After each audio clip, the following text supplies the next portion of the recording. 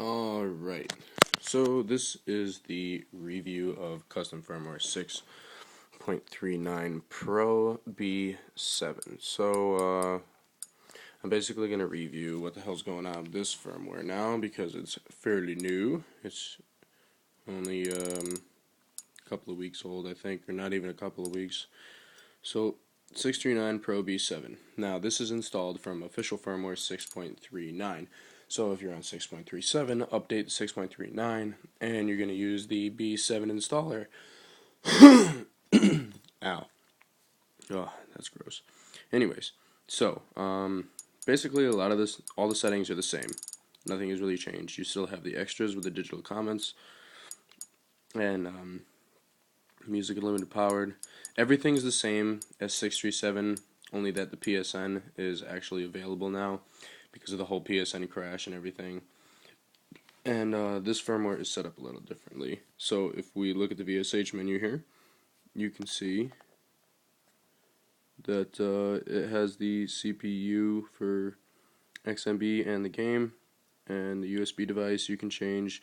Now there is a new driver called the Inferno driver, which actually works with all games, so it'll actually work. So if we reset the device here, and I'm going to hold down the R trigger and get to the recovery menu to show you what the recovery menu looks like. There's the recovery menu.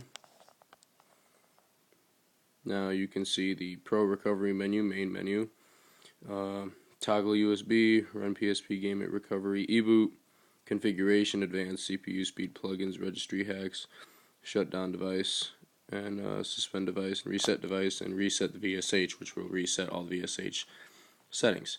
So if we go to configuration here,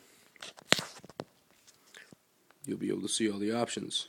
ISO mode as Inferno, fake region is disabled, XMB USB device is the memory stick, skip the game boot screen, skip the Sony logo, use custom update server, which will enable you to be able to install custom firmware right from a server instead of just having to do it manually. Use the HTML viewer custom save location, which is pretty cool. Version text and the hide pick 0 and pick 1. Prevent hibernation. It's only for the PSP Go, by the way. And charge battery when USB is enabled.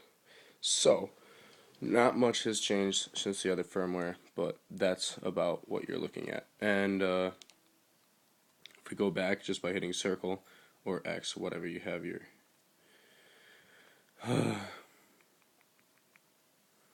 now, as you noticed, your plugins, they're going to be all the same as well, so that operates the same.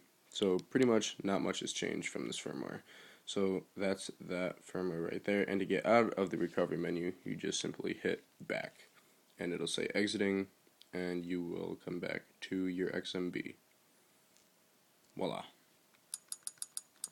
This is ISO and CSO capable, or compatible, and everything else. So that's the new firmware, and enjoy it.